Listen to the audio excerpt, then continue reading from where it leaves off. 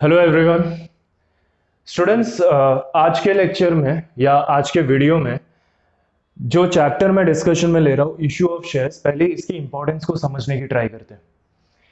12th standard का जहां तक बात करें, जो नया पेपर पैटर्न निकला है 8 मार्क्स का, ये बोर्ड एग्जाम में सम पूछा जाता है और इस चैप्टर के ऑपोजिट ऑप्शन में आता है computer in accounting. Of course ये भी 8 मार्क्स का है।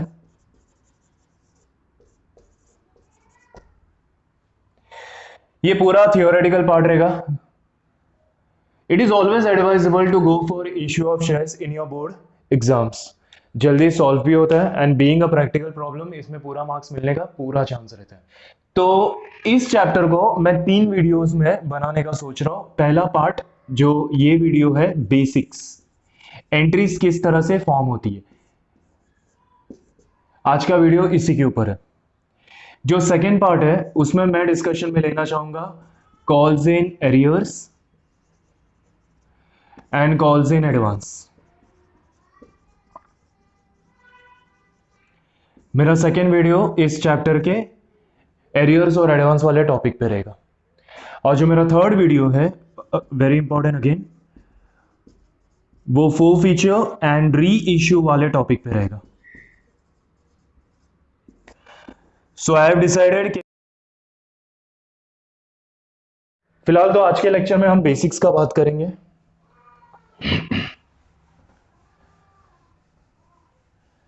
So let's start from basics. Issue of shares. Shares मतलब your share in company's profit.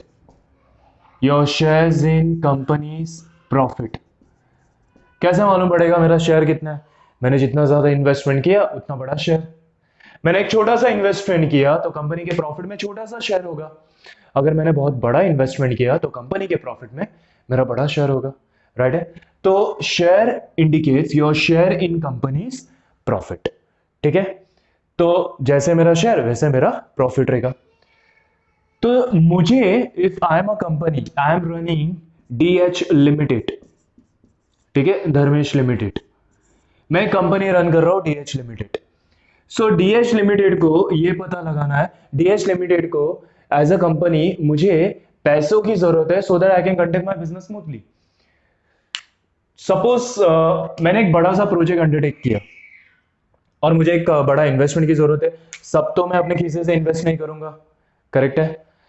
तो मैं क्या करूंगा, मैं पैसे पब्लिक से मांगना चाहता हूं। तो मैं पब्लिक से पैसे कैसे मांगू? मैं कोई एडवर्टीजमेंट डाल दूं, बैनर लगा दूं, या कॉलेज के सामने कुछ क्लासेस वाले जैसे स्केल पेंसिल बेचते वैसे बेचूं? नहीं, वैसे नहीं होगा। या तो मैं कोई लीडिंग बिजनेस मैगजीन्स में कुछ एडवर्टीजमेंट कर सकता हूं। सर्टन न्यूज़पेपर, सिलेक्टेड न्यूज़पेपर जो बिजनेस से रिलेटेड है, जहां बिजनेस रिलेटेड कंटेंट ज्यादा रहता है, मैं वहां अपनी एडवर्टीजमेंट कर सकता हूँ या इन्फो दे सकता हूँ। Rather than I would say information दे सकता हूँ। एडवर्टीजमेंट की जगह पे हम वर्ड यूज करेंगे इन्फो दे सकता हूँ मैं अपने पब्लिक को या पोटेंशियल इन्वेस्टर्स को कि भाई देखो मैं शेयर इशू कर रहा हूँ, if you want to invest you can. ठीक है? मैं एजेंट्स अपॉइंट कर सकता हूँ। सो डीएच लिमिटेड ने मर्चेंट एजेंट्स या मर्चेंट बैंकर्स, अब ये मर्चेंट बैंकर्स क्या होता है? Merchant bankers are basically certain group of banks. जैसे कि मैं एग्जांपल लेता हूं, एक्सिस बैंक, फिर एक हो गया एसबीआई, फिर एक हो गया यूनियन बैंक, फिर एक हो गया एचडीएफसी। ठीक है? तो मैंने 4 बैंकर्स के पास अपनी कंपनी डीएच लिमिटेड के अकाउंट्स ओपन किए, करंट अकाउंट। ठीक है? मैंने करंट अकाउंट्स ओपन किए। ये करंट अकाउंट मैंने डीएच लिमिटेड मतलब कंपनी का अपने 4 बैंकर्स के पास ओपन किए। मैंने इन बैंकर्स को क्या बोला कि देखो मैं तुम लोगों को एप्लीकेशन फॉर्म्स देता हूं। तुम लोग के बहुत सारे इन्वेस्टर्स रहते हैं, तुम्हारे खुद के कस्टमर्स बहुत सारे हैं। कोई भी अगर बोलता है कि भाई हमको इन्वेस्टमेंट करना है, हमें शेयर्स खरीदने में इंटरेस्ट है, तो मेरा एप्लीकेशन फॉर्म आगे कर दो। मैं तुमको पर फॉर्म के हिसाब से कमीशन दे दूंगा या पर शेयर के हिसाब से कमीशन दे दूंगा। So basically these bankers works as an agent for my DH Limited, for my company. So basically these bankers are my merchant bankers. है तो एजेंट ही, तो एजेंट बोलने से बेटर है हम उन्हें बोलते, एक नया नाम देते थे मर्चेंट बैंकर्स, काम वो लोग एजेंट का ही करने वाला है। तो डीएच लिमिटेड ने इन चार बैंकर्स के पास अपने अकाउंट्स ओपन किए और इन चार बैंकर्स को एप्लीकेशन फॉर्म्स दे दिया और बोला कि देखो भाई, तुम्हारे पास जो कस्टमर्स है, जो इन्वेस्टर्स आते हैं, जो इंक्वायरी करते हैं कि उन्हें शेयर्स खरीदना है, तो इंक्वायरी के टाइम मेरा फॉर्म आगे कर देना, मैं पर शेयर के हिसाब से, पर फॉर्म के हिसाब से तुम्हें तुम्हारा कमीशन दे दूंगा, तुम्हारा भी फायदा और मुझे पब्लिक से इन्वेस्टमेंट मिल जाएगा। करेक्ट है?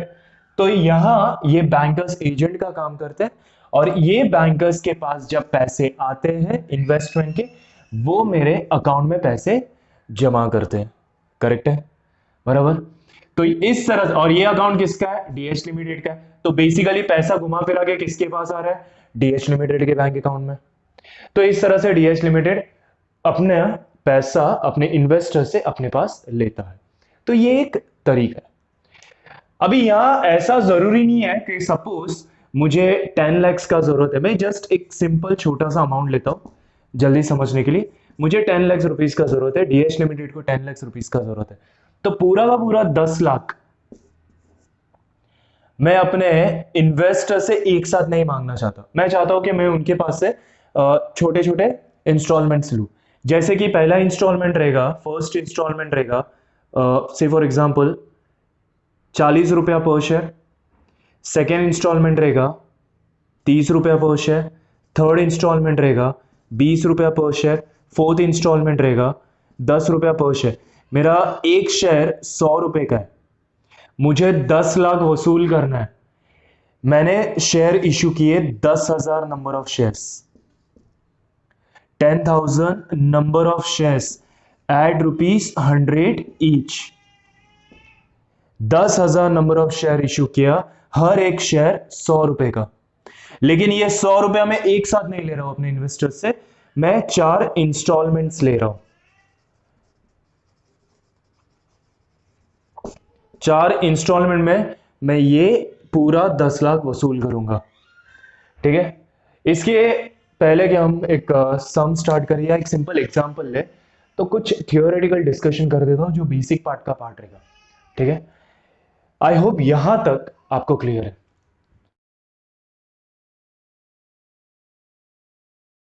बिफोर वी प्रोसीड फर्दर कि सम किस तरह से सॉल्व करना है, क्या जर्नल एंट्री है, सर्टेन टर्मिनोलॉजीज हमें समझना बहुत जरूरी है जो बहुत सारे सम्स में आती है। ठीक है? जैसे कि पहले हम बात करेंगे टाइप्स ऑफ सब्सक्रिप्शन।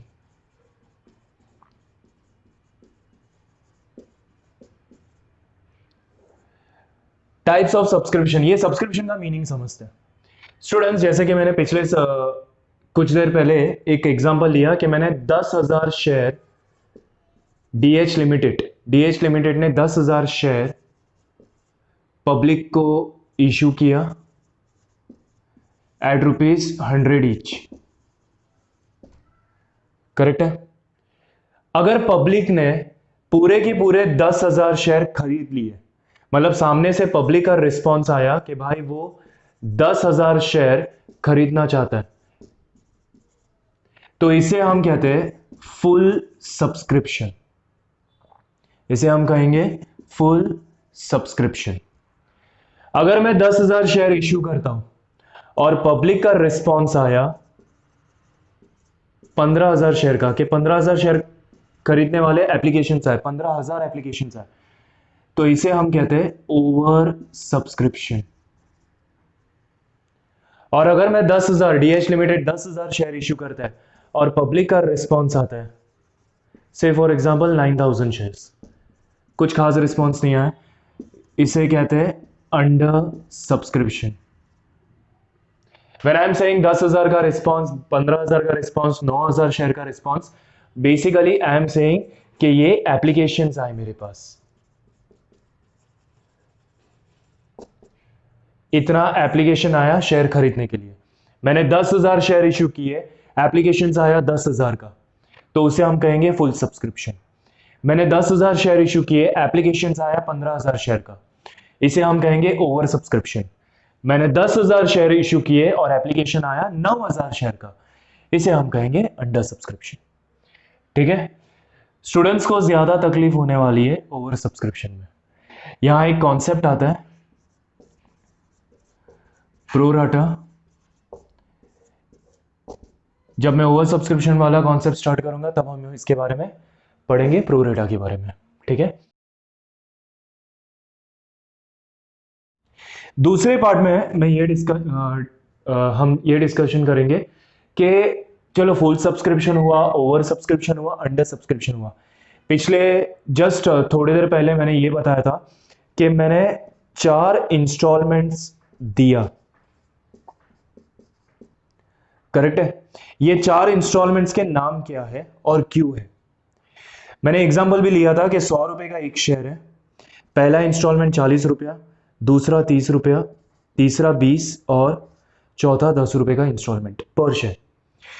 तो पहले इंस्टॉलमेंट को हम क्या बोलेंगे, क्या नाम देंगे, सेकेंड इंस्टॉलमेंट को हम क्या बोलेंगे, क्या नाम देंगे, वैसे थर्ड और फोर्थ इंस्टॉलमेंट।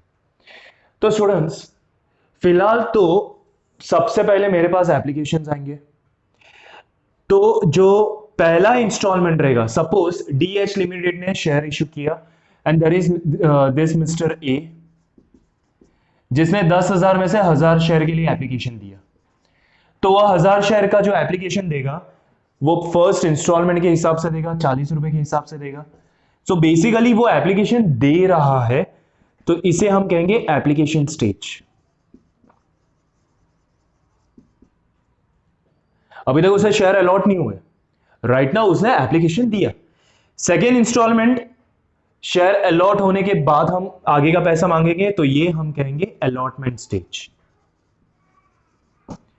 एक और बार रिपीट कर लेता हूं।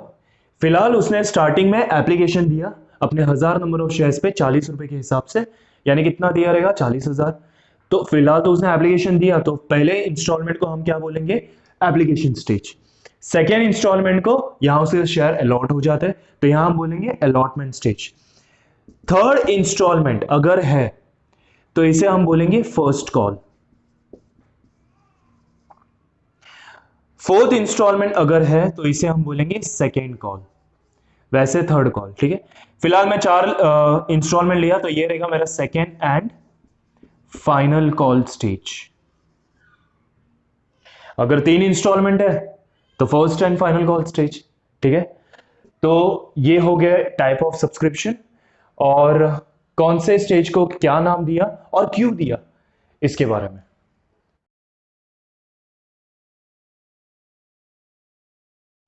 ऑलराइट स्टूडेंट्स, अब तक हमने ये देखा कि शेयर्स क्या होता है, हमने ये देखा कि सब्सक्रिप्शन किन टाइप्स के रहते हैं, हमने ये देखा कि अगर इंस्टॉलमेंट्स है तो कितने हो सकते हैं।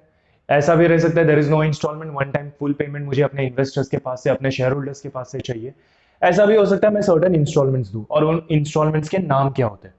तो ये सारी चीजें हमने देख ली।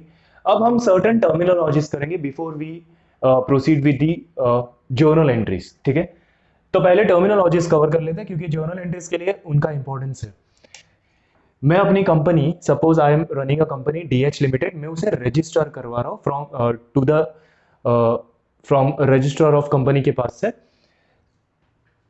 और रजिस्ट्रार ऑफ कंपनी ने मुझे एक क्वेश्चन पूछा कि भाई तुम अपना कंपनी तो रजिस्टर करवा रहे हो, मैक्सिमम कितने कैपिटल का जरूरत है, तो एक रफ फिगर अपने को बताना है।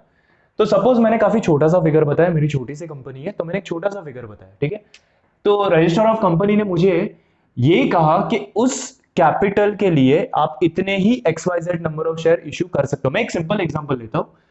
रजिस्ट्रार ऑफ कंपनी बोलता है मैं सिर्फ 10,000 नंबर ऑफ शेयर्स इश्यू कर सकता हूं एट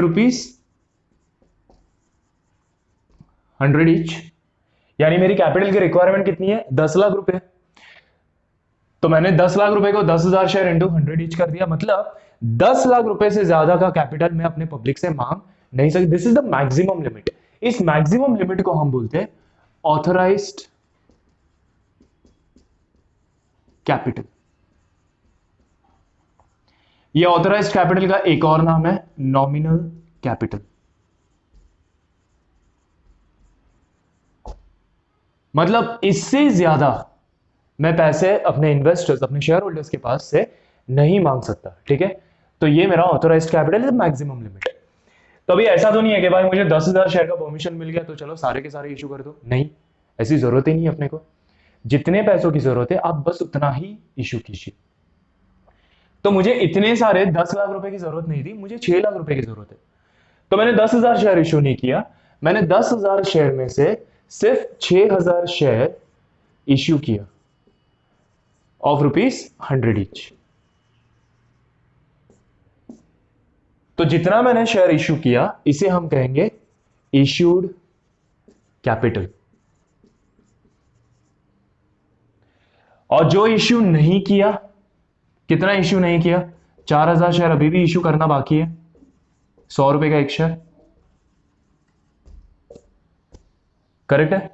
तो इसे हम कहेंगे अनइश्यूड कैपिटल।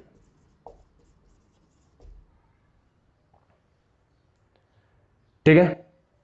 सपोज एक एग्जांपल लेता हूं, application stage, allotment stage, first call stage and second call stage. ₹100 का एक शेयर है, ₹40, ₹30, ₹20 और ₹10। इस हिसाब से 4 इंस्टॉलमेंट मैं देने का सोच रहा हूं। मैंने डिसाइड किया मैं 4 इंस्टॉलमेंट में पैसे लूंगा अपने इन्वेस्टर्स, अपने शेयर होल्डर्स के पास से, ठीक है। तो ये एग्जांपल ध्यान में रखना, आगे काम आएगा, ठीक है। तो फिलहाल मेरे पास मैक्सिमम लिमिट था 10,000 नंबर ऑफ शेयर्स, मैंने इश्यू किया उसमें से 6,000, जिसे हम कहेंगे इश्यूड कैपिटल। और 4,000 अभी तक मैंने इश्यू नहीं किया है, पैसों की जरूरत नहीं है, तो वो अनइश्यूड कैपिटल में जाएगा। अब ये जो 6,000 है, ऐसा जरूरी तो नहीं है कि मैंने जितना इश्यू किया पूरा 6 का 6,000 पब्लिक अच्छा रिस्पॉन्स दे, अच्छी एप्लीकेशन है तो फुल सब्सक्रिप्शन हो गया। ऐसा भी जरूरी नहीं है कि 6,000 इशू किया और बहुत अच्छा नंबर ऑफ एप्लीकेशन आया, बहुत अच्छा रिस्पॉन्स आया पब्लिक के पास से, मतलब 6 के सामने 10,000 शेयर का एप्लीकेशन आया, उसे हम ओवर सब्सक्रिप्शन कहते हैं, आपको याद रहेगा, थोड़ी देर पहले ही डिस्कशन किया उसका। तो 6,000 के सामने सपोज रिस्पॉन्स थोड़ा सा ठंडा आया, 5,500 शेयर का रिस्पॉन्स आया।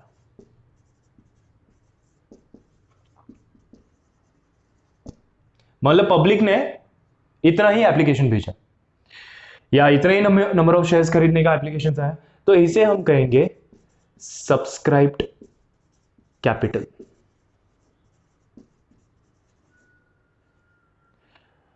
तो ऊपर का जिसके ऊपर रिस्पॉन्स नहीं आया, 500 शेयर पे रिस्पॉन्स नहीं आया,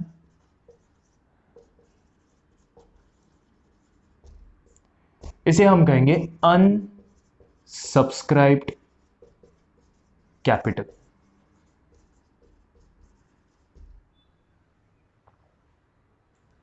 अच्छा, यहां एक चीज मैं एडिशनल बताना चाहूंगा सब्सक्राइब्ड कैपिटल और अनसब्सक्राइब्ड कैपिटल के बारे में।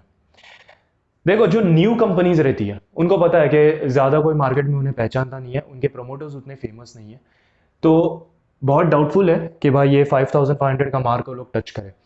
तो ऐसे केस में करना क्या है अपने को, तो कंपनी क्या करती है, कंपनी एजेंट्स अपॉइंट करके रखती है, उन एजेंट्स को हम बोलते हैं अंडरराइटर्स।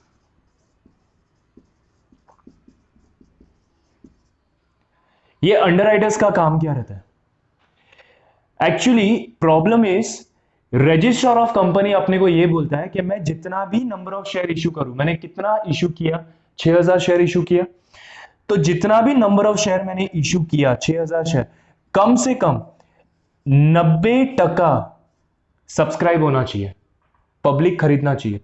तो 90% कितना होता है, 5,400। कम से कम एप्लीकेशन आना चाहिए 5,400 का।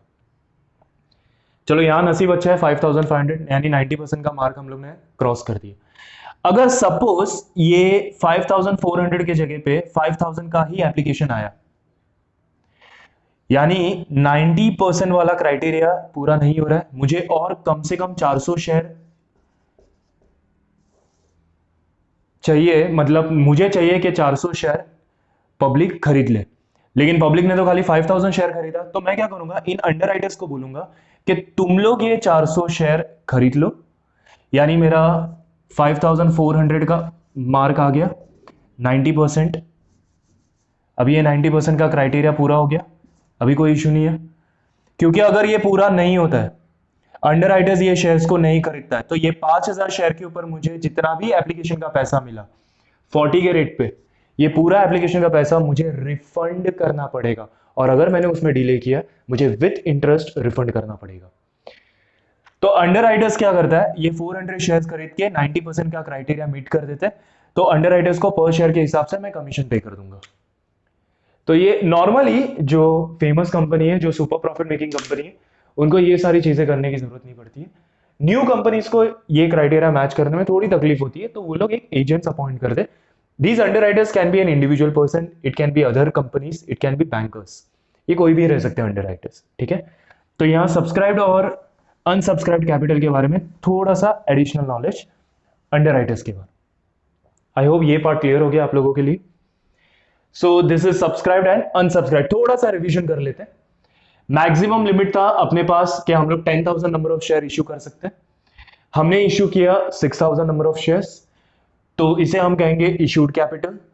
जो इश्यू न करना बाकी है, फ्यूचर में हम करेंगे, उसे फिलहाल के लिए हम बोलेंगे अनइश्यूड कैपिटल, ठीक है।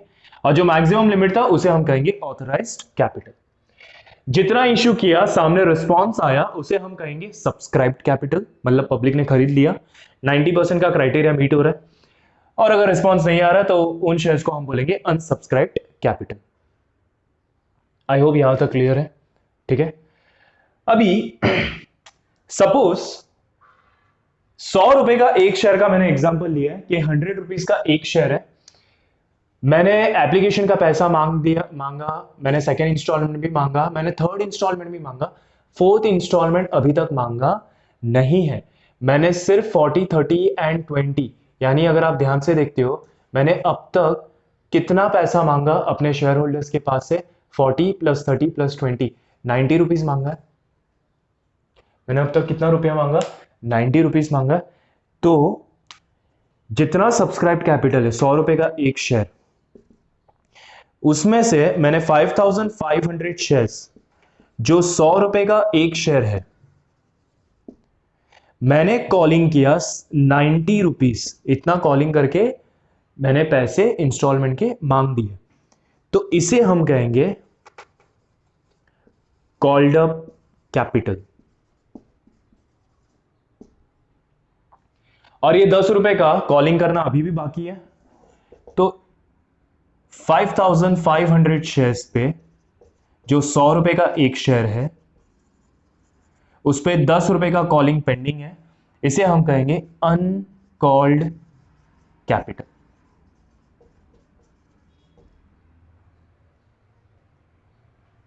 आई होप ये स्टेजेस लेवल्स समझ में आ रहा है।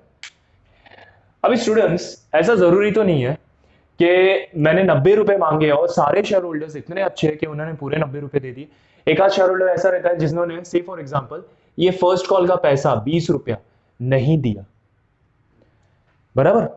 तो ये कॉल्ड अप कैपिटल में से जिसमें मैंने 90 रुपीज 5,500 शेयर्स पे जो 100 रुपए का एक शेयर है, जिसमें 90 का कॉलिंग कर चुका हूं, बराबर है।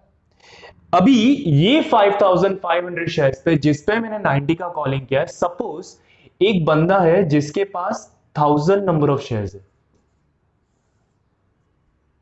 जो बंदा है उसके पास 1000 नंबर ऑफ शेयर्स है, और उस बंदे ने जिसके पास 1000 नंबर ऑफ शेयर्स है उसने ये 20 रुपीज 1000 शेयर्स पे पेमेंट नहीं किया, यानी मुझे 4,500 शेयर्स पे पूरे 90 रुपीज मिल गए, करेक्ट है। प्लस 1000 शेयर्स पे, इन शेयर्स पे मुझे 40 और 30 70 रुपीज मिल गए, बराबर ना। मतलब ये पैसा कंपनी के पॉकेट में आ चुका है। मैं एक और बार बता देता हूं क्या डिस्ट्रीब्यूशन हुआ। टोटल नंबर ऑफ शेयर्स था 5,500 नंबर ऑफ शेयर्स, जिसमें से 4,500 शेयर पे मुझे पूरे पैसे मिल गए, और 1000 शेयर पे मुझे एप्लीकेशन और अलॉटमेंट का 40 एंड 30 रुपीज मिला, यानी 70 रुपीज।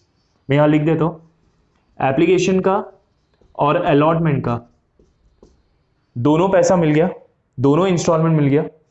तो ये जो पैसा मुझे मिल गया 5,500 शेयर में से 4,500 नंबर ऑफ शेयर्स पे पूरे 90 रुपीज, जितना कॉलिंग किया उतना पूरा पैसा मिल गया, और 1000 शेयर पे मुझे पहला 2 इंस्टॉलमेंट मिल गया। तो इस पैसे, ये पूरा पैसा कंपनी के पॉकेट में आ चुका है, इसे हम कहेंगे पेड अप कैपिटल। इसे हम कहेंगे पेड अप कैपिटल। अच्छा, कितना पैसा नहीं मिला?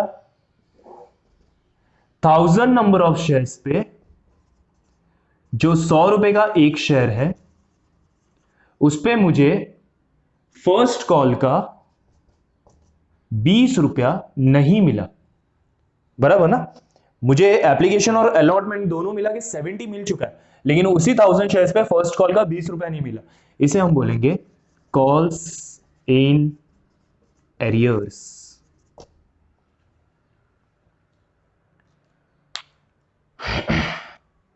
थोड़ा सा एक और बार एक्सप्लेन कर लेता हूं मैं, फिर आगे बढ़ेंगे आराम से। मैक्सिमम लिमिट था 10,000, जितना इश्यू किया इश्यूड कैपिटल, जो इश्यू नहीं किया अनइश्यूड कैपिटल। इश्यूड में से जो रिस्पॉन्स आया वो सब्सक्राइब्ड कैपिटल, जिस पर रिस्पॉन्स नहीं आया वो अनसब्सक्राइब्ड कैपिटल। सब्सक्राइब्ड कैपिटल में से जितना 100 रुपए का एक शेयर था, मैंने 3 इंस्टॉलमेंट मांग के लिया 90 रुपीज का, टोटल हो गया 90 रुपीज। तो जो मांग के लिया वो कॉल्ड अप कैपिटल, जो मांगना बाकी है वो अनकॉल्ड कैपिटल। और मांग के लेने के बाद जिन्होंने पैसा दे दिया, जितने शेयर्स पे पैसे मिल चुके वो पेड अप कैपिटल, और जिन शेयर्स पे पैसे नहीं मिले वो कॉल्स इन एरियर्स।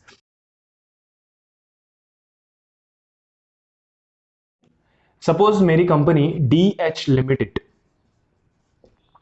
ठीक है, certain number of share issue करती है, 100 रुपए का एक शेयर है, हर एक शेयर कितने का? 100 रुपए का। अगर मेरी कंपनी 100 रुपए का शेयर पब्लिक को ऑफर करती है 100 रुपए पे, ऑफर प्राइस को मैं बोल सकता हूं इश्यू प्राइस, IP, ठीक है। तो 100 रुपए का शेयर 100 रुपए में दिया तो इसे बोलेंगे इश्यूड एट पार। लेकिन अगर 100 रुपए का इश्यू प्राइस मैं पब्लिक को ऑफर कर रहा हूं 120 रुपए पे, तो it is known as issued at premium, जिसमें 20 रुपया प्रीमियम है। ये कंपनी के लिए प्रीमियम, कंपनी के लिए प्रॉफिट, ठीक है। और अगर 100 रुपए का शेयर कंपनी, मेरी कंपनी DH लिमिटेड पब्लिक को ऑफर करती है 95 रुपीज में, तो यहां डिस्काउंट कहा जाएगा, यहां डिस्काउंट है 5 रुपया, कंपनी के लिए लॉस है।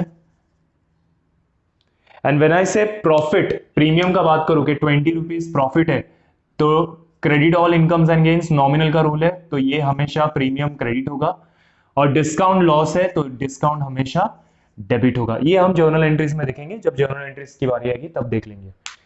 तो शेयर 3 तरीके से इश्यू हो सकते हैं या पब्लिक को ऑफर कर सकते हैं। पहला है इश्यू प्राइस, अगर 100 रुपए का शेयर 100 रुपए पे मैं इश्यू कर रहा हूं तो that is known as issued at par. अगर 100 रुपए का शेयर मैं 120 रुपए पे ऑफर कर रहा हूं, पब्लिक को बेच रहा हूं शेयर, तो 20 रुपया प्रीमियम है, it is known as issued at premium. और अगर 100 रुपए का शेयर मैं 95 पे इश्यू कर रहा हूं, पब्लिक को ऑफर कर रहा हूं, दैट इज 5 रुपए का डिस्काउंट, तो it is known as issued at discount. तो ये रहा कि ये इन 3 तरीकों से हम शेयर इश्यू कर सकते हैं। जो एग्जांपल मैं जर्नल एंट्रीज के लिए ले रहा हूं, मैं बेसिक ले रहा हूं इश्यूड एट पार का, ठीक है।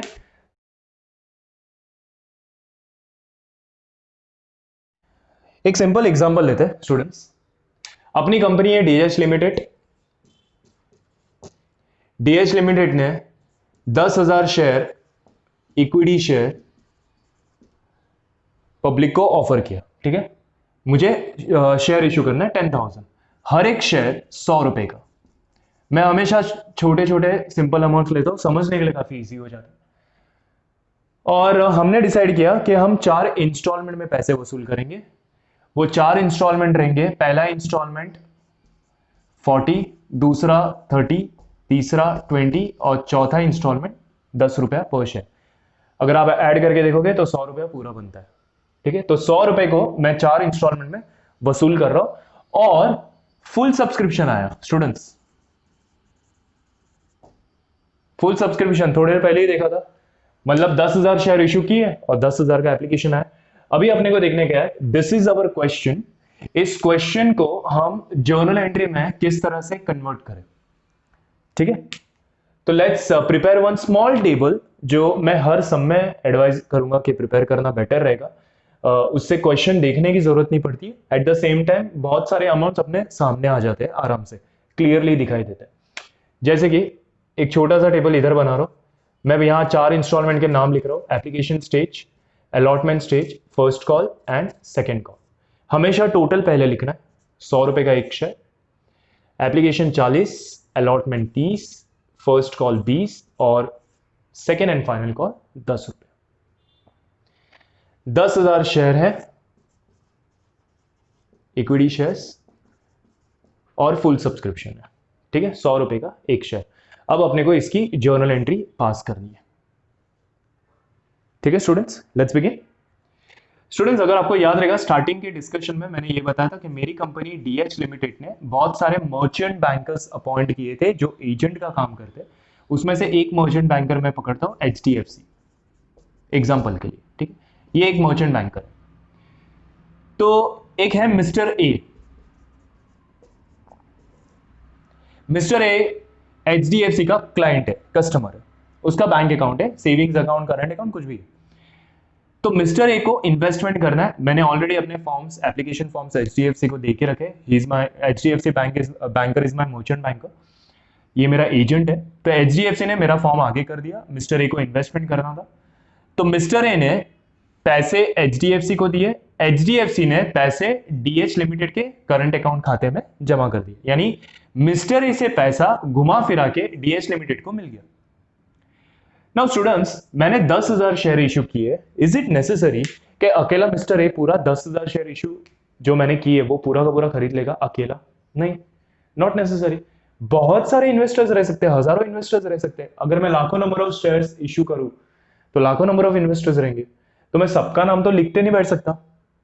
तो इंडिविजुअली तो हम लोग नाम सबका लिख नहीं सकते, मिस्टर ए ने पैसा दिया, मिस्टर बी ने पैसा दिया, नहीं। तो क्या करना है, वही शॉर्टकट यूज करना है जो फाइनल अकाउंट्स में आप लोग यूज करते हो। आप लोग क्या करते हो, सारे कस्टमर्स, एक कस्टमर हो या दुनिया भर के सारे कस्टमर्स हो, सबको आप एक ग्रुप में रखते हो और नाम दे देते हो डेटर्स। सारे सप्लायर्स को एक साथ एक ग्रुप में रखते हो और नाम दे देते हो क्रेडिटर्स। अब नाउ ये जो डेटर्स और क्रेडिटर्स बोला है, ये एक इंडिविजुअल भी रह सकता है और ग्रुप भी रह सकता है, number of debtors and creditors, correct है। वैसे ही सारे इन्वेस्टर्स या शेयर होल्डर्स को एक साथ एक ग्रुप में रखना, जिसमें मिस्टर ए भी आ गया, मिस्टर बी आ गया, मिस्टर सी, बहुत सारे हजारों शेयर होल्डर्स, इन्वेस्टर्स सारे आ गए, और एक नाम दे दो, सबका नाम इंडिविजुअली लिख के जर्नल एंट्री पास करने की जरूरत नहीं है। तो करना क्या है, क्या नाम देंगे, तो काफी लॉजिकल नाम होना चाहिए। जैसे कि यहां अपना 4 इंस्टॉलमेंट है। पहला है एप्लीकेशन स्टेज, दूसरा है अलॉटमेंट स्टेज, फिर है फर्स्ट कॉल स्टेज, फिर है second and final call stage, बराबर ना, first call and second and final call. तो नाम क्या रहेगा, तो एकदम लॉजिकल नाम होना चाहिए। सबसे पहले ये देखना है कि वो लोग कौन से शेयर्स के लिए अप्लाई कर रहे हैं, तो अपना क्वेश्चन इक्विटी शेयर्स के ऊपर है, तो नाम शुरू होना चाहिए इक्विटी शेयर। फिर ये देखना है कि कौन सी स्टेज पर है, एप्लीकेशन स्टेज पर है, तो equity share application account. Allotment के टाइम पे, ये रहा एप्लीकेशन का टाइम, अलॉटमेंट के टाइम पे फिर से equity share allotment account. First call के टाइम पे उनका नाम रहेगा equity share first call account.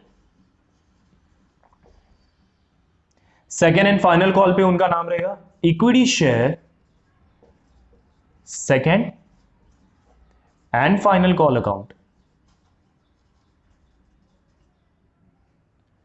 तो जैसे हम सारे कस्टमर्स को डेटर्स बोल दिया, सारे क्रेडिटर्स, सारे सप्लायर्स को क्रेडिटर्स बोल दिए, वैसे सारे इन्वेस्टर्स और शेयर होल्डर्स को हम अलग अलग स्टेजेस के हिसाब से अलग अलग नाम देंगे, और वो नाम उनके स्टेजेस के ऊपर, जैसे एप्लीकेशन है तो उनके नाम में एप्लीकेशन वर्ड इंक्लूड रहेगा, अलॉटमेंट है तो उनके नाम में अलॉटमेंट वर्ड इंक्लूड रहेगा, फर्स्ट कॉल है तो फर्स्ट कॉल, सेकंड कॉल है तो सेकंड एंड फाइनल कॉल। और ये लिख देना कि इक्विटी शेयर है तो क्या प्रेफरेंस शेयर है। अगर सपोज ये प्रेफरेंस शेयर रहता तो उनका नाम रहता preference shares application account, preference shares allotment account, preference shares first call, second call, final call, जो भी है वो। तो इस तरह से आप नाम डिसाइड करोगे। Point to be noted students, ये सारे के सारे टेम्पररी अकाउंट है। व्हेन आई से टेम्पररी अकाउंट मतलब जैसी ही वो एक एंट्री में ओपन होते हैं दूसरे एंट्री में वो लोग क्लोज भी हो जाएंगे, मतलब ये नलीफाई हो जाता है इफेक्ट। अगर सपोज मैंने कोई अकाउंट डेबिट करके ओपन किया तो अगली एंट्री में वो क्रेडिट करके क्लोज हो जाएगा, या अगर क्रेडिट करके ओपन कर रहा हूं तो अगली एंट्री में वो डेबिट करके क्लोज हो जाएगा। तो ये सारे के सारे टेम्पररी अकाउंट है, लेकिन इनका नाम इस तरह से डिसाइड होता है। आई होप आपको समझ में आ रहा है कि हम कौन कौन से अकाउंट यूज कर रहे हैं, क्यों यूज कर रहे हैं और उनका नाम ऐसा क्यों है। तो स्टूडेंट्स यहां मैंने शॉर्टकट में लिख दिया ऊपर, एप्लीकेशन स्टेज पे हम अपने शेयर होल्डर्स को, अपने इन्वेस्टर्स को क्या बोलेंगे, equity share application account. Allotment stage पे हम अपने शेयर होल्डर्स को बोलेंगे equity share allotment account. First call के स्टेज पे हम अपने शेयर होल्डर्स को बोलेंगे equity share first call account. और second and final call stage पे हम उनको बोलेंगे equity share second and final call account.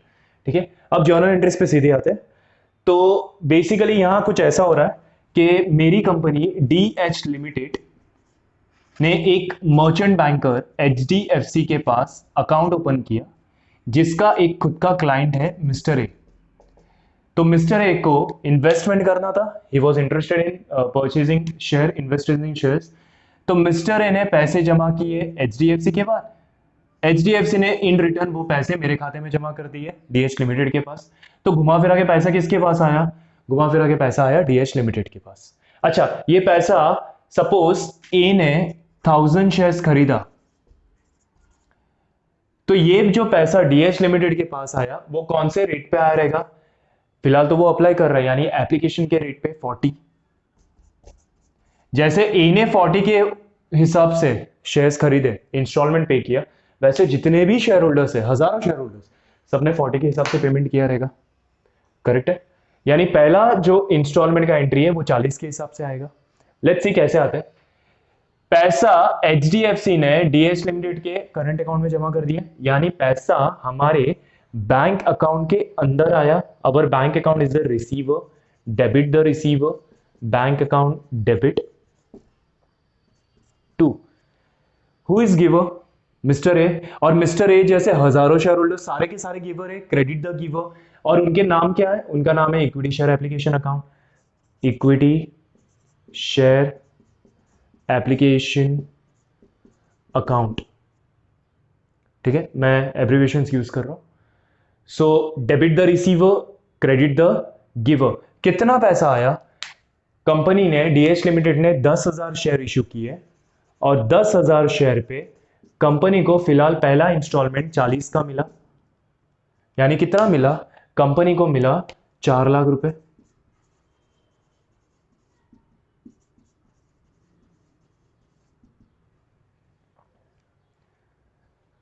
Correct है स्टूडेंट्स।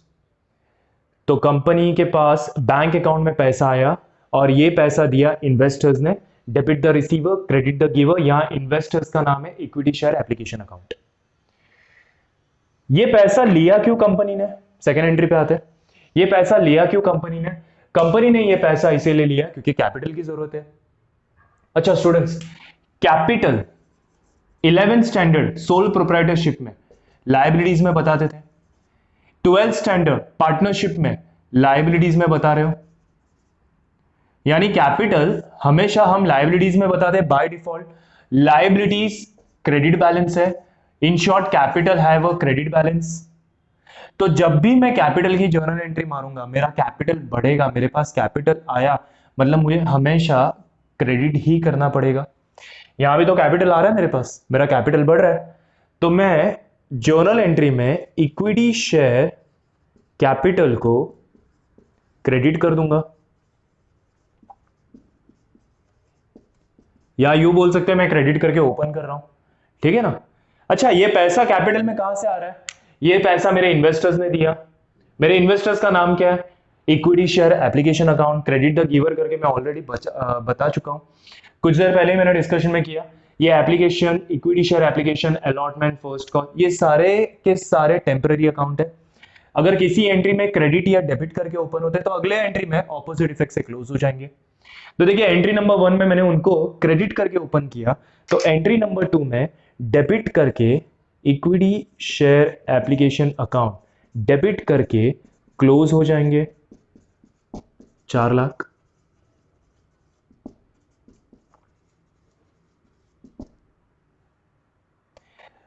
यहां मेरा कंप्लीट होता है इंस्टॉलमेंट नंबर 1 एप्लीकेशन। लॉजिकली सोचो, हमेशा मैं जो भी एंट्रीज बता रहा हूं मैं लॉजिकली बता रहा हूं, रट्टा मारने की जरूरत ही नहीं पड़ेगी। बैंक क्यों डेबिट हुआ? क्योंकि वो रिसीवर है, debit the receiver. Share holders, investors को रिप्रेजेंट कौन करता है? Equity share application. वो लोग कौन है? गिवर है, क्रेडिट द गिवर। तो पहली एंट्री बैठ गई, debit the receiver, credit the giver. Second entry में ये क्रेडिट करके ओपन किया, मैंने डेबिट करके क्लोज कर दिया। क्यों क्लोज किया? क्योंकि अभी वो सारा का सारा पैसा मैं कैपिटल में डालूंगा। Capital always have always is a liability, always have a credit balance, यानी मैंने कैपिटल को क्रेडिट करके ओपन कर दिया। तो विद दिस अपना एप्लीकेशन स्टेज गेट्स कंप्लीट। अब आते हैं हम अलॉटमेंट स्टेज पे। तो अलॉटमेंट स्टेज में फंडा ऐसा है कि अगर मुझे पैसों की जरूरत है तो ऐसा नहीं कि आज शाम को मैं कॉल करूंगा अपने शेयर होल्डर्स को और बोलूंगा सारे पैसे जमा कर दो सेकेंड इंस्टॉलमेंट 30 रुपीज के हिसाब से। नहीं, मुझे उनको सर्टन डेज का टाइम देना पड़ता है। 14 डेज का, या आप बोल सकते हो 2 हफ्ते का मुझे टाइम देना पड़ेगा। तो 2 हफ्ते के अंदर मैं उनको ये बोलूंगा, मैसेज कम्युनिकेट करूंगा कि भाई जिस मर्चेंट बैंकर के पास या जो एजेंट है उसके पास जहां भी आपने पहला इंस्टॉलमेंट दिया था उसी के पास सेकेंड इंस्टॉलमेंट जमा कर दो कंपनी के खाते में। तो फिलहाल I am calling my share holders and asking them कि बाय सेकेंड इंस्टॉलमेंट मेरे कंपनी के खाते में जमा कर दो। इन शॉर्ट, मुझे अपने शेयर होल्डर्स के पास से पैसा लेना है, और जिन बंदों से अपने को पैसा लेना है वो बंदा हमेशा अपना डीटर होता है, बराबर ना? जिस बंदे से अपने को पैसा लेना है वो बंदा हमेशा अपना डीटर होता है। डीटर हमेशा डेबिट बैलेंस होता है, करेक्ट है ना? तो इन शॉर्ट, ये जो इक्विटी शेयर अलॉटमेंट अकाउंट है जो मेरे शेयर होल्डर्स को रिप्रेजेंट करता है सेकेंड इंस्टॉलमेंट के लिए, वो सारे मेरे डेटर्स है, मतलब डेबिट बैलेंस है। तो मैं जो जर्नल एंट्री पास करूंगा अपने डेटर्स के लिए, अपने इक्विटी शेयर अलॉटमेंट के लिए, जो मेरे डेटर्स है उनको मैं डेबिट करके ओपन करूंगा। तो यहां मैं एंट्री पास करता हूं, equity share allotment account debit. अच्छा, पैसा क्यों मांग रहा हूं? क्योंकि मुझे कैपिटल चाहिए, तो कैपिटल और बढ़ गया मेरा, क्रेडिट करके ओपन करूंगा to equity share capital account. कितना पैसा मांगूंगा मैं? अगेन 10,000 नंबर ऑफ शेयर्स पे सेकेंड इंस्टॉलमेंट 30 का मांगूंगा, करेक्ट है ना? यानी कितना रुपया मांग रहा हूं मैं 3 लाख रुपया मांग रहा हूं।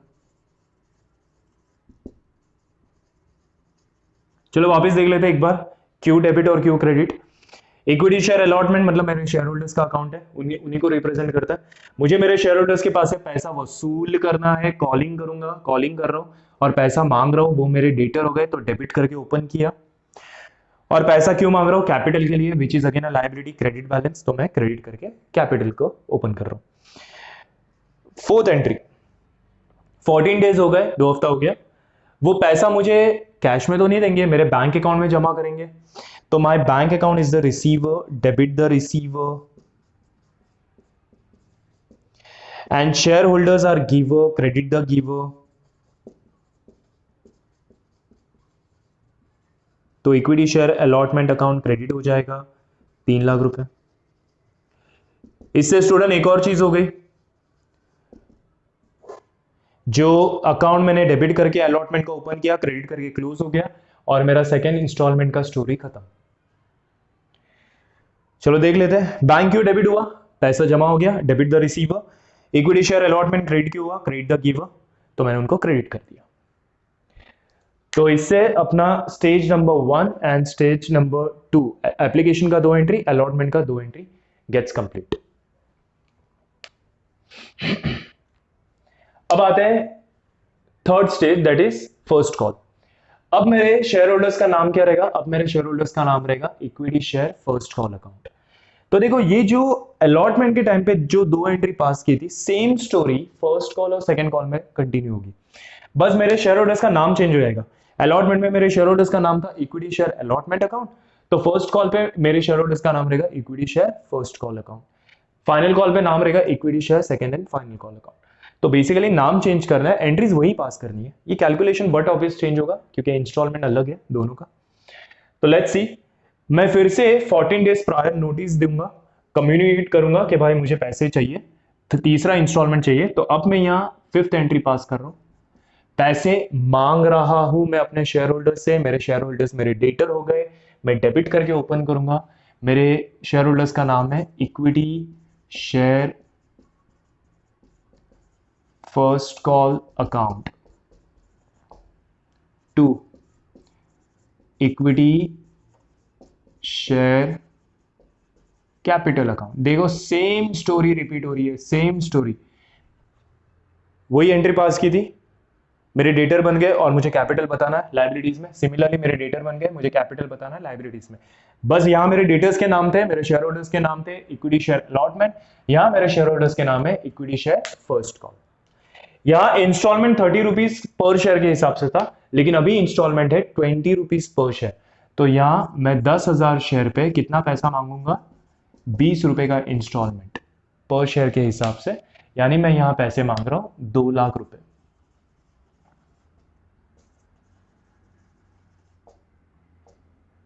तो यहां मैंने अपने शेयर होल्डर्स से 2 लाख रुपए मांगे 10,000 शेयर पे 20 रुपए का इंस्टॉलमेंट। ठीक है, मतलब मैंने फिलहाल कॉलिंग किया है। जैसे मैंने यहां अलॉटमेंट स्टेज पे सिर्फ कॉलिंग किया था, पैसे मांगे थे, 14 डेज का टाइम दिया, वो मेरे डेटर बन गए थे शेयर होल्डर्स। मैंने अपने शेयर होल्डर्स को डेबिट करके ओपन किया। सिमिलर फैशन में, सिमिलर वे में equity share first call, again ये मेरे शेयर होल्डर्स को रिप्रेजेंट कर रहा है। तो मैंने अपने शेयर होल्डर को डेबिट करके ओपन किया। क्यों डेबिट करके ओपन किया? बिकॉज वो मेरे डेटर बन गए, इसलिए मैंने उनको डेबिट करके ओपन किया। मुझे उनसे पैसे वसूल करने हैं। 14 डेज जैसे ही कंप्लीट हो जाएगा, पैसे मेरे बैंक अकाउंट में जमा हो जाएंगे। My bank account will be the receiver. फिर से वो रिसीवर हो गया, जैसे यहां रिसीवर हो गए थे वैसे यहां भी रिसीवर हो गया। और मेरे share holders are giver, credit the giver.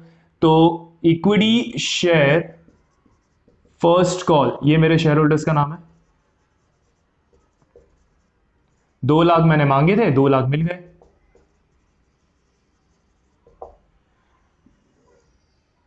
ये मेरा फर्स्ट कॉल का stage gets complete. Same copy paste, जैसे अलॉटमेंट में पहले कॉलिंग किया फिर पैसा वसूल किया, पहले कॉलिंग किया फिर पैसा वसूल किया, फिर से कॉलिंग करेंगे फिर से पैसा वसूल करेंगे, सेम एंट्री वापस फिर से रिपीट होगा।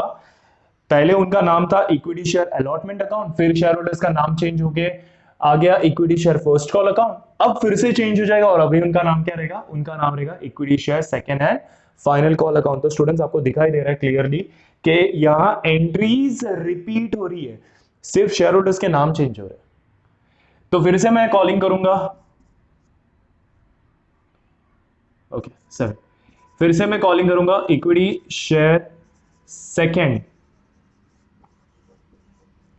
And final call account debit, क्योंकि वो मेरे डेटर्स बन गए, मैंने उनको डेबिट करके ओपन किया। To equity share capital account. Equity share capital क्यों क्रेडिट हुआ? अरे पैसा चाहिए, कैपिटल रेज करना है, लाइबिलिटीज में बताना है, मतलब क्रेडिट करके ओपन किया, यहां भी तो वही किया था। अच्छा, इस बार कितना पैसा चाहिए अपने को? इस बार अपने को चाहिए 10,000 शेयर पे फाइनल कॉल का 10 रुपया। देखो फाइनल कॉल का 10 रुपया चाहिए अपने को, यानी कितना पैसा हुआ? 1 लाख रुपए हो गए। तो यहां लिख देते 1 लाख रुपए। 14 डेज प्रायर मैंने कॉलिंग कर दिया, अब पैसा 14 डेज के बाद अगेन जैसे यहां बैंक अकाउंट में जमा हुआ था, यहां भी बैंक अकाउंट में जमा हुआ था, फिर से बैंक अकाउंट में जमा हो जाएगा। Banker is the receiver, debit the receiver, credit the giver. मेरे शेयर होल्डर्स का नाम क्या है? Equity share second and final call account 1 lakh रुपया credit the giver. With this 4 के 4 इंस्टॉलमेंट गेट्स कंप्लीट। स्टूडेंट्स मुझे पता नहीं कितने लोग ने ये नोटिस किया रहेगा, it is only in application stage का 2 एंट्री। देखो हर एक स्टेज के 2 एंट्री है, एप्लीकेशन का 2 एंट्री, अलॉटमेंट का 2 एंट्री, फर्स्ट कॉल का 2 एंट्री और सेकेंड एंड फाइनल कॉल का 2 entry. It is only and only in application का स्टेज जहां पहले रिसिप्ट आता है, मतलब बैंक के अंदर पैसा आता है, बाद में हम शेयर कैपिटल शो करते हैं, इक्विटी शेयर कैपिटल। बाकी जितने भी स्टेजेस है, अलॉटमेंट बोलो, फर्स्ट कॉल बोलो, फाइनल कॉल बोलो, उसमें हम पहले पैसा मांगते हैं, मतलब इक्विटी शेयर कैपिटल शो करते हैं। देखो तीनों स्टेज की पहली एंट्री में हम इक्विटी शेयर कैपिटल शो करते हैं, उसके बाद में रिसिप्ट आता है, बैंक अकाउंट सेकेंड एंट्री में आता है। अलॉटमेंट से लेके आके जितने भी स्टेजेस है सब सेम एंट्रीज है, खाली शेयर होल्डर का नाम चेंज करना आपको। सिर्फ और सिर्फ एप्लीकेशन का स्टेज है जिसमें पहले रिसिप्ट होता है, बाद में कैपिटल रेज करते हैं, मतलब शो करते हैं। बाकी सारे स्टेजेस में पहले कैपिटल रेज करते हैं, मतलब शो करते हैं, उसके बाद रिसिप्ट आता है, दैट इज बैंक अकाउंट का एंट्री। तो काफी सिंपल सा कॉन्सेप्ट है, बेसिक कॉन्सेप्ट। किसी भी एंट्री को बायट करने की जरूरत नहीं है, रट्टा मारने की जरूरत नहीं है, लॉजिकली सोचेंगे। मैंने विथ रीजन सारी एंट्रीज बता दी है और ये रेड कलर में कैलकुलेशंस लिख दिया है। एग्जाम्स में ये सारे कैलकुलेशंस अपने को बताने नहीं है, इसके जगह पे हम नरेशंस लिखते हैं, ठीक है। तो जैसे कि मैंने स्टार्टिंग में आपको कहा था कि मैं अपने इक्विटी इशू ऑफ शेयर्स को 3 वीडियोस की सीरीज में आपके सामने अपलोड करूंगा लेक्चर। पहला वाला बेसिक जो हो चुका है इस वीडियो में, अगला लेक्चर मेरा रहेगा calls in arrears and calls in advance पे।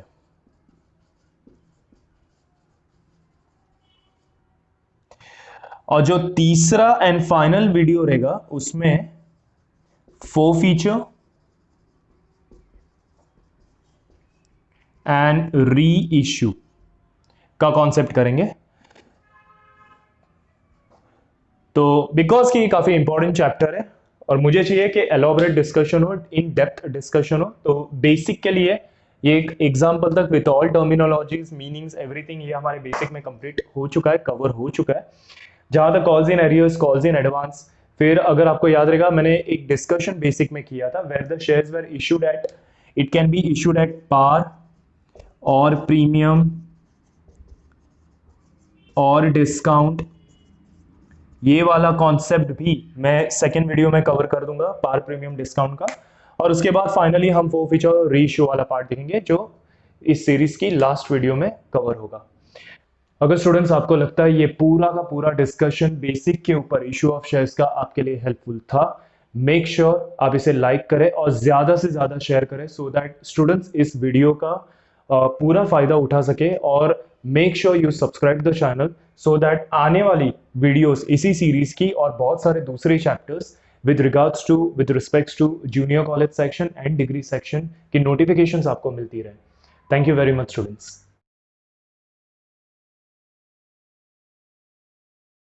Important announcement students, Maharashtra state board 12th standard students के लिए धर्मेश सर्स लेक्चर्स की तरफ से एक क्रैश कोर्स कंडक्ट हो रहा है फॉर अकाउंट सब्जेक्ट। ये क्रैश कोर्स शुरू हो रहा है 5 Jan 2021 से और ये 25 डेज का क्रैश कोर्स रहेगा जिसमें अकाउंट्स सब्जेक्ट की सारे चैप्टर्स एंड टॉपिक्स कवर होंगे। इस क्रैश कोर्स की ज्यादा जानकारी के लिए डिस्क्रिप्शन में दिए गए नंबर पे कॉल कीजिए and book your seats as early as possible. Happy learning everyone. Thank you.